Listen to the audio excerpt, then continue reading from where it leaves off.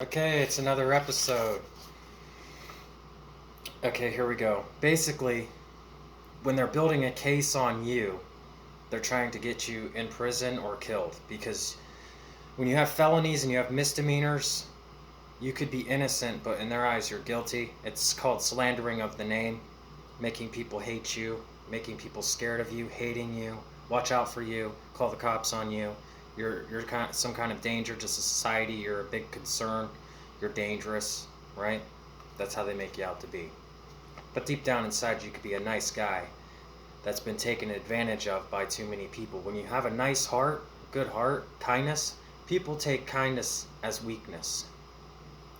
Okay? And that, when you keep getting taken advantage of, it makes you become pissed off. You know? Like these pecs. I just put up 165 the other day. Okay. I wrote down a couple things, brainstorming, just what I've been through in my head. Okay. I'm going to make pauses after I read each thing. I have bought cocaine from a Newton Falls cop with my assistant manager from a truck stop. I bought 4 hits of acid off of a Newton Falls sheriff's son.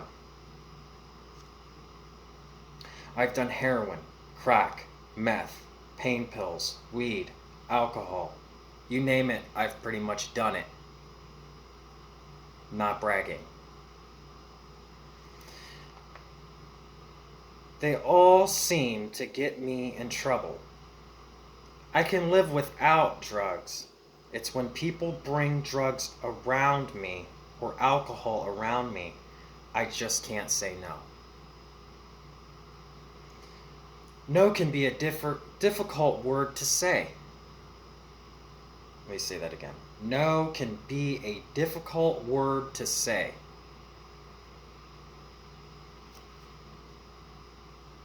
Drugs made me do stupid things. Alcohol makes me yell at some point or become violent. Drugs and alcohol made me feel like there was nothing wrong with what I was doing or going to do.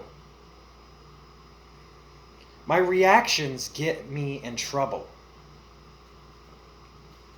Women got me in trouble, going through breakups and arguing.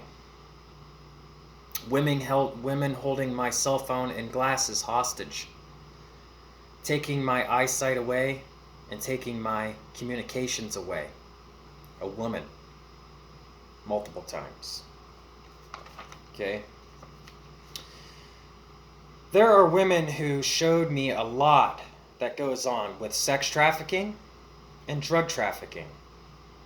Makes me sick to my stomach. What's going on? It makes me sick to my stomach what is going on. Okay?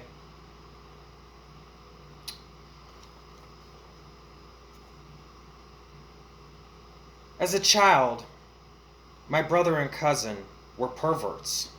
He played a porno video when I was 8 years old. And he made my sisters and cousins strip naked and do things.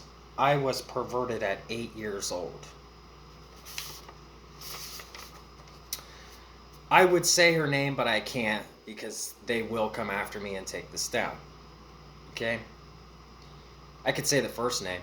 Mackenzie was my foster sister. When I had gotten in trouble in 2009. 080609. I was born in 1991, December 2nd, 1991. Her year of date of birth, from what I know, is 1996. So there is an age difference there. But how old she would have been then and how old I would have been then, I don't know. We were left home alone for 8 hours. I stayed home because hernia surgery, and I was on Percocets, 10s, playing Call of Duty up on the top balcony. Okay? She stayed home because she said she was sick.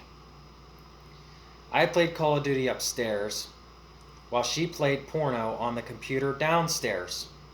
I saw her playing with herself, then I was turned on from that point on. She saw I was turned on. She came up. She was playing with her private part by me. She saw I was aroused. She was horny. I was horny. It was about to go down, but then the garage door opened. My foster mom came home. Foster dad came home. Cock blocked. So later that night, let me read the rest of this. Later that night, when I made a move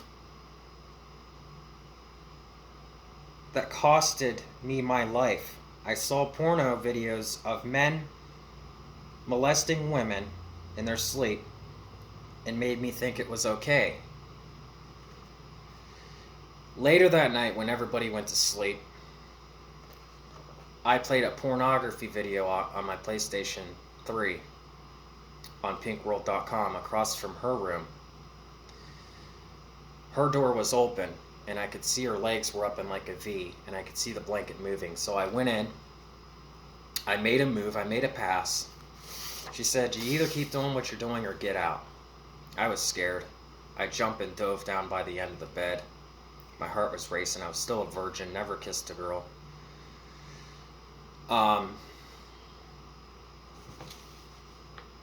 When she said that, either keep doing what you're doing or get out, the first time she had just underwear on, but then after she said that, she took her underwear off, and when I felt up there, it was all hairy.